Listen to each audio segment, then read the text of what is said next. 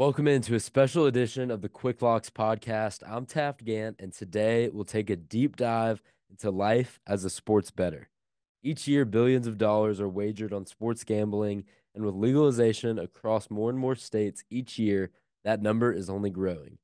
To understand the intricate world of sports betting, I brought in Fox Sports gambling expert Chris Fallica, commonly referred to as the Bear, to discuss his experiences and strategies that have helped him get an edge on the odds makers.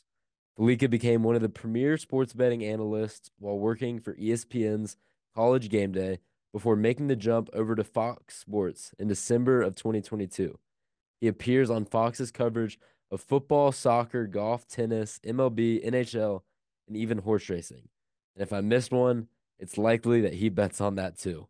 I was fortunate enough to meet Chris in Athens, Georgia, when he came down for College Game Day in the fall of 2022. Since then, we've kept in touch and we're even in Australia together at the same time this summer for the Women's World Cup. It is my honor to now welcome in the one and only Chris the Bear Fallica. No, great to see you. Great to be with you again. Haven't caught up since one of the last game day trips down to Athens. Unfortunately, missed you in Australia this past summer, but yeah, good to see you and chat again. You are one of the fixtures in the sports betting world. I want to start out with a story on how you got introduced to sports betting.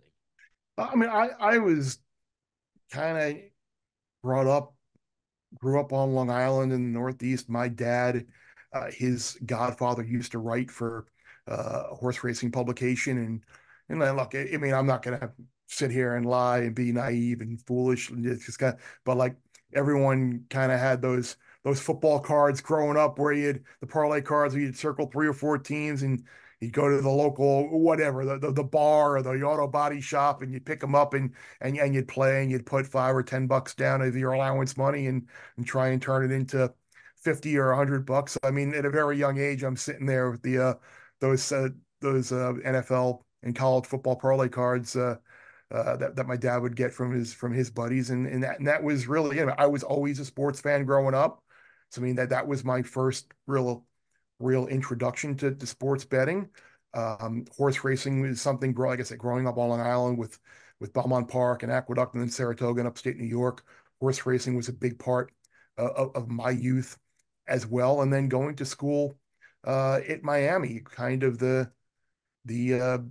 blending of both with big horse racing tracks down there, big sports market, and everyone kind of knew the campus bookie out of the Pike House and down there, and you knew where to get your action. And fortunately, I think he still owes me some money to this day. But no, I agree. Growing up, I mean, that was, and that's the thing. I mean, back then it was all kind of seen as taboo and illegal and underground and damning and damaging. But to see it go from that when you're doing a junior year of high school current events report on Pete Rose and betting on sports in one of your social studies classes, like I did, which my teacher loved, by the way, to now being just it's kind of everywhere. It's good. It's good to see the acceptance of it, but it's also a little concerning that at some point it might jump the shark as well with the saturation of betting. But yeah, it's always just been something I've grown up around and been involved in from a very young age. Sure. Well, here in Athens, Georgia, we are very familiar with the campus bookie. So, when did you see this passion for sports betting evolve into a career? Well, when you're on 1 year on game day, well, I shouldn't say 1 year. Throughout my involvement on game day, it really kind of boomed and blossomed, I guess would be the poor word choice to say. But we always on game day kind of knew, like I said, we weren't playing dumb. We knew people were betting on games. We outside of Las Vegas or wherever else sports betting might be legal. So we always tried to try and figure out a way to just kind of get things in there by myself and Chris Fowler and Kirk, where we just kind of like, Las Vegas expects this to be the the highest scoring game of the day, basically saying, okay, the over under is the highest over under of the day, or be watch out for whomever, typically very good in these underdog situations. I like basically, okay, they're alive. This is a team alive to pull an upset. It's really, you couldn't say take Michigan State plus the 8.5 or whatever like that under Mark Antonio. So, and then, so we would work those little nuggets in. And I remember we would always, I would kind of look through some of the betting publications like the Gold Sheet and the Sports Reporter to see if there were any other like little nuggets that we could kind of work our own terminology in, and not just basically read from the Gold Sheet or a sports betting sheet, but figure out a way to just kind of term it to that game by using statistics in our kind of lingo. But then one year when and I was always very passionate in meetings about this, and I would, and Kirk and Chris and Lee Fitting, the producer at the time, were like, we got to figure out a way to get this on TV because he's got great information. It's something that people are watching. It's like Lee Corso would always joke, it's not totally right, but he's kind of right. He would be like, I don't think people care about it. Who's going to win and by how much? So like it was kind of a way to like try and get me involved. And then finally, the year that Gameday went to 3 hours and we had an extra hour of content time, the producers and Lee and Kirk and Chris were like, okay, you're doing this, you don't have a say. And that's when we turned into it. Just happened to coincide with the legality of betting in the U.S. When with the law coming into fruition and legalized sports betting throughout state to state in the country. So it was really just the right place at the right time where, okay, here's a board, pick a couple of games, throw a couple of other statistical nuggets in there throughout the show. And I think the funny thing is, I think it might have actually been the first one with the Fanatics show. Was it one of the Clemson Georgia games up at Clemson Oh, uh, wow. that year? So there's a little bonus nugget for you. But and then so we just tried to figure out in a way to do it to do attack with. So instead of just saying, Michigan State typically very good in the situations, I would be able to come out and say, hey, Ohio State's a 12.5 point favorite today, but if you go back and look, the last 13 games, and Michigan State's been a double-digit underdog under Mark D'Antonio. They've covered 11 of them and won 8 of them outright. So this is not a foregone conclusion. And you would actually literally be able to say that. And that was always part of the challenge for me was to, it's new for so many people. It may not be new for me. It may not be new for you who are or have been around betting and around the jargon and betting and lines, but it's new for these people. So you need to figure out a way to try and make this betting angle just kind of common for just the average Joe fan who doesn't care to bet on the game, but they may see Ohio State. Ohio State will beat Michigan State, no problem. And then you present to them, hey, well, it might not be as easy as you think.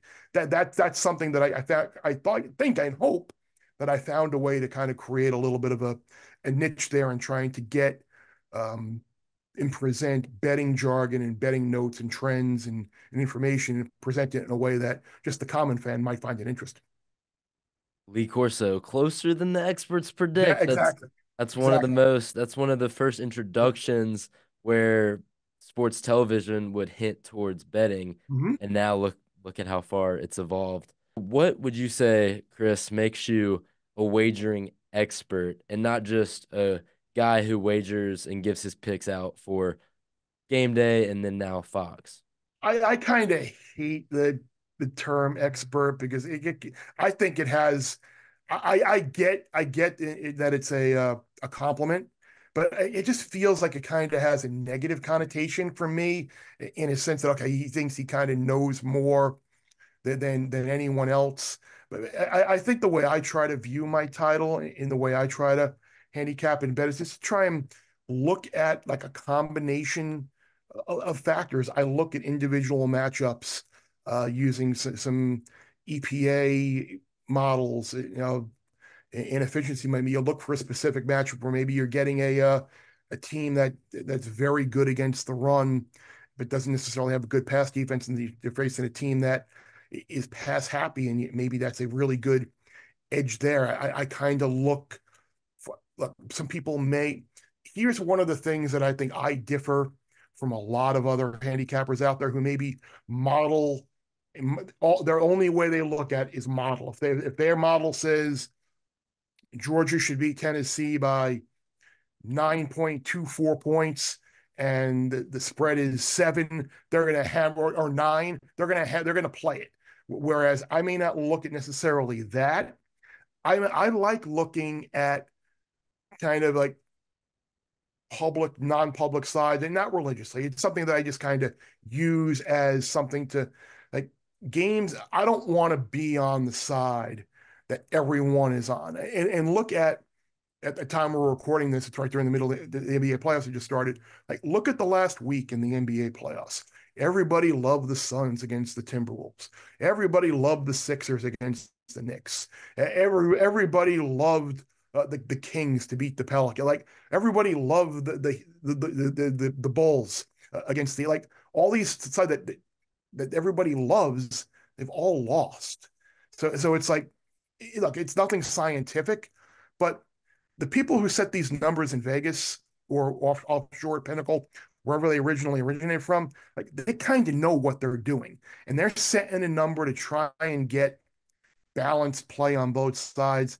And if they're getting play on one side, that tells me that it's now reached a point where you need to look and play the other side. And Steve Fezzik, who's a really sharp mathematical mind and one of the better pro sports bettors that I know, he kind of calls this like the bridge too far.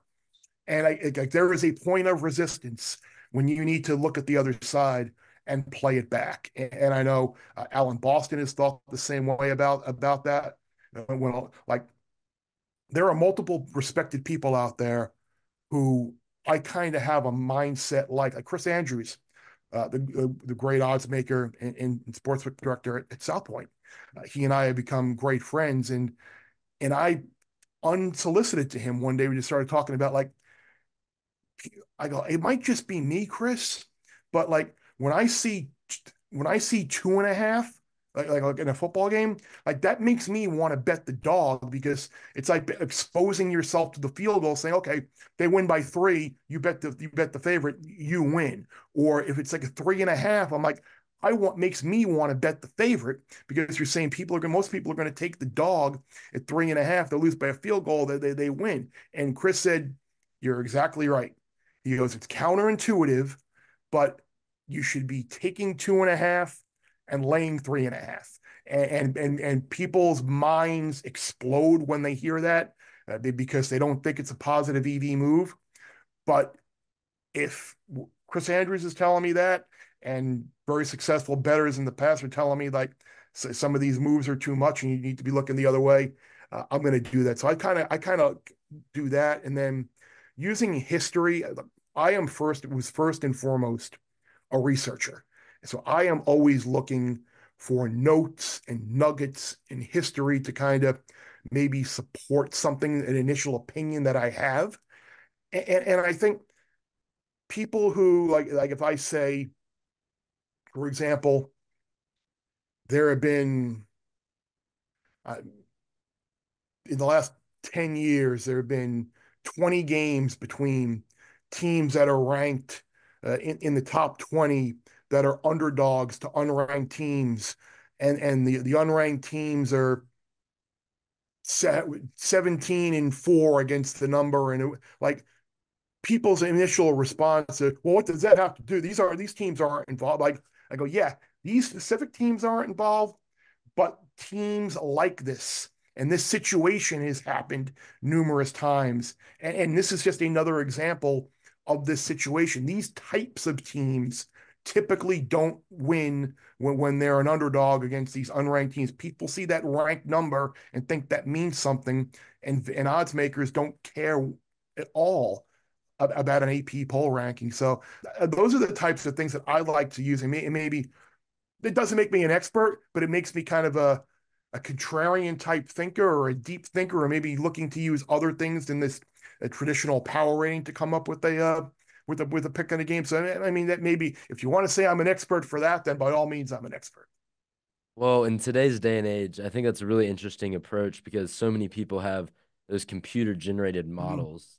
to create lines and see where they can get their edge over odds makers. But it seems like you just have a simplistic approach where you go off your own intuition, you're fading the public, and you're looking at history and what's happened.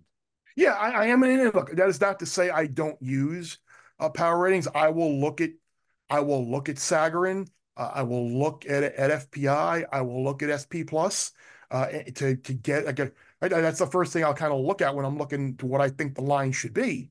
I will look at Ken Palm during the NCAA tournament. I look those numbers are religious. The problem is most odds makers kind of are going to be right there. Like Ken Palm, like it's like that's like the baseline now. That's what they're using for college basketball numbers. So like the edges aren't necessarily there anymore when you're looking at Ken Palm or like Sagarin or SP Plus, because I think the fact these odds makers now were using those more and more to set the number, knowing that they're immediately going to get action on whatever side those power ratings tend to say. As sports betting has become more and more prevalent in our society, and more people start to bet just because of the legalization of it, is it harder to now get that edge over the books?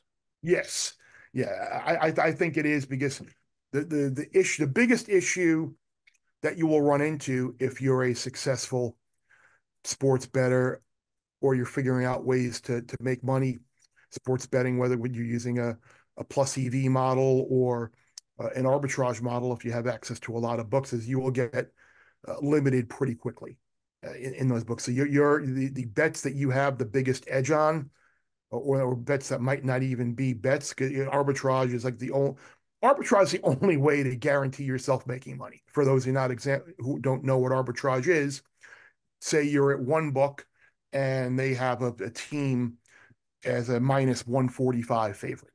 You're laying $145 to win 100. And then there's another book out there that has the underdog in that game as a plus 155 underdog, meaning you bet $100 to win 155. You're automatically winning because your take back is more than your layout. When you can find those, you're guaranteed to make money. And there are people out there that do this for a living and make tons and tons of money. But when you do that, it doesn't necessarily last long because books will catch on to what you're doing. And I don't necessarily get that, because if you're voluntarily losing to one book, like that's should be considered a good thing by that sports book. So I think it all balances out in the end in terms of who has the better number and who doesn't. But the books don't like you doing that. But and I also think that the limiting of successful players is the biggest issue with in terms of like people who bet a good amount of money. Like if you win or you beat their closing number for a very high percentage, they're going to limit you. Like I'll share a personal example, and I don't mind sharing it and naming the book. Like Fanatics recently came on board in Connecticut. They came on board in December in Connecticut, and it was great for me because I only had access to DraftKings and FanDuel in this state. So another book came in, and I love soccer. I watch a ton of soccer. I bet a ton. I probably bet now more soccer than I do anything else. And Fanatics had very soft team total numbers in games. So I would be betting those soccer totals for maxing it out. I'd be parlaying them at an even shorter number. And I did very well for about 2 weeks. And then 2 weeks, one Saturday morning, I'm okay, I'm going through it, and it was not letting me bet. And I'm like, that's weird. So logged out, logged back in, and then I got, yeah, you've exceeded your maximum bet allowed. Your max bet now is $10. So I literally at Fanatics I can bet $10 because I did so well betting Wow. soccer totals on Fanatics for 2 weeks. So yeah, they that's the problem with some of these books is that they just, whereas they should be using the things that me in that market or someone like Fez or Alan Boston or Gil Alexander or whomever, like they should be say, okay, these guys are betting this we're off in this. We need to move this quickly before other people catch on. But now they don't even give you that opportunity to tell them that their numbers off. So that's the one thing with the legalization and being it more prevalent in society now, that being able to, and be like, you see these massive parlays, like, oh, he bet 500,000 to win. Like I would, there's not a chance in hell I'm going to be able to bet.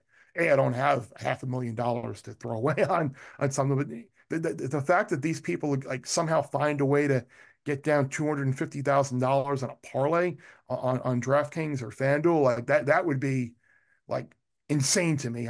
So I don't know. Figuring out a way to create fair and balanced limits and access to books for just the general public and people who kind of maybe don't necessarily do this for a living, but kind of invest in it pretty good. I think that's the biggest concern that I have right now. One of Sportsbook's favorite things to promote is that one $5 to win Yep. 2 grand, because they know that out of that $5 bet, there's thousands of other $5 Mhm. parlays just like it that will never hit, Correct. and have lost people a lot of money. The same game parlay. Yep.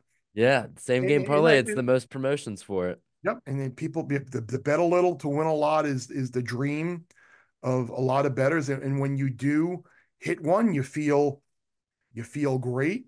But at the same time, you certainly don't want that to be they want you to, that's what they're looking for. They're looking for parlays. Now, look, I'm not holier than thou or anything. Like I bet my fair share of what I call cross-sport parlays, where I like to take like the winner of the English Premier League with the NBA champion, with Iga Swiatek to win the French Open, with UConn to win the NCAA title, and kind of put a couple of other teams in there. And maybe I have like 100 different parlays, but but if I hit one of them, like I'm going to win 40 or $50,000, and that's how I kind of view some of these parlays.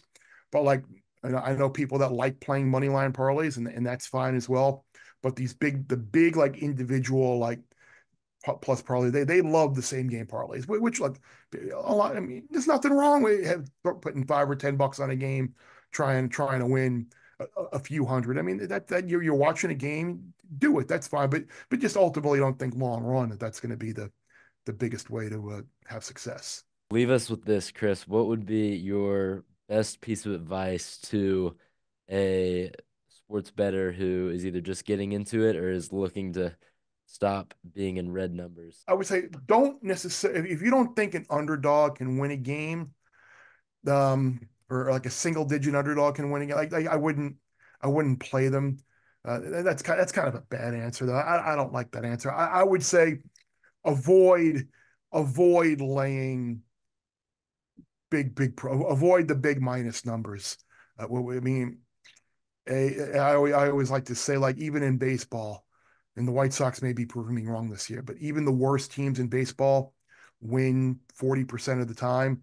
And if you're laying $3 a night, ultimately you're going to get beat, and you're going to come out on the losing side of that. So avoid laying big numbers. Don't. And number one is bankroll management, and that's something that I still have trouble with. I consider myself a good handicapper, but I am a terrible bettor. Whether it's figuring out the right amount of money to bet on the outlay, whether it's figuring out the best way to bet the market, uh, can just kind of do your research, find, and the other thing, find the best number. You've got access now to multiple, kind of like what I said with the arbitrage example. Like, there are books out there, and I'll use Jaden Daniels in the NFL draft as a perfect example. Like, not there aren't a ton of places out there to bet the draft, but like, there was a point where I was looking at different sites, and like at one point, Jaden Daniels was minus 115 to go second overall. At the same time, at another book, he was minus 150. At another time, he was minus 130. So just make sure you have as many different avenues and as many different sports books out there, because that's one of your biggest advantages. I always like to say the biggest advantage that you have as a sports bettor is the sports book needs to put a price on everything out there.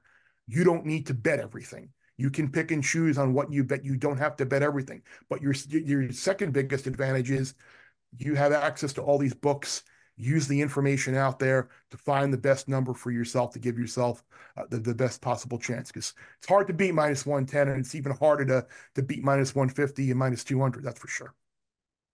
Well, hey, it's hard to beat the books, but if you have the right strategy and approach to it, especially now that there's so much access to mobile gambling and Mm-hmm. everything, I think that you can give yourself a better chance than the general public who doesn't look as in depth to it does. No, you're totally right.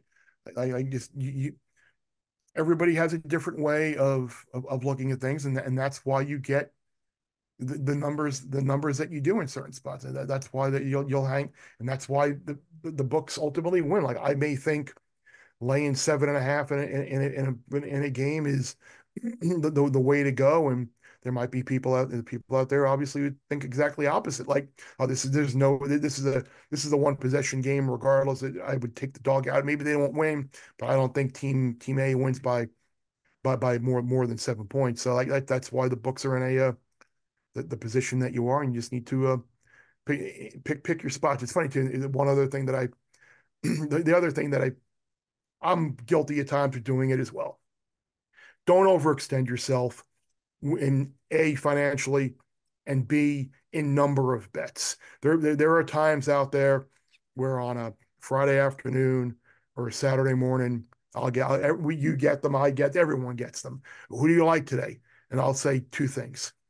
And then they'll be like, well, what about blah, blah, blah? Well, what about like, you asked who I liked. I gave you two games. Don't play 9 games. There's no need. Don't play every TV game out there. Now, maybe there'll be a time at some point if you're watching the game.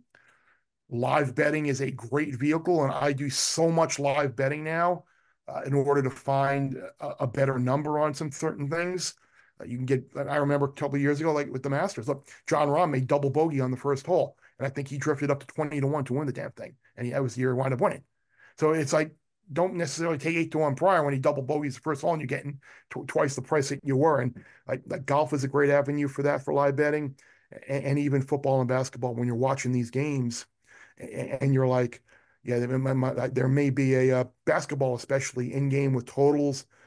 Certainly, there's things that if you notice a team might be getting into the bonus, the algorithm for the book may not catch that on right away. So live betting is another way to really give yourself a better edge. Yeah, so many options, and that's all such great advice. Thank you so much, Chris Fallica, for coming on and sharing your great advice and experience. Appreciate you.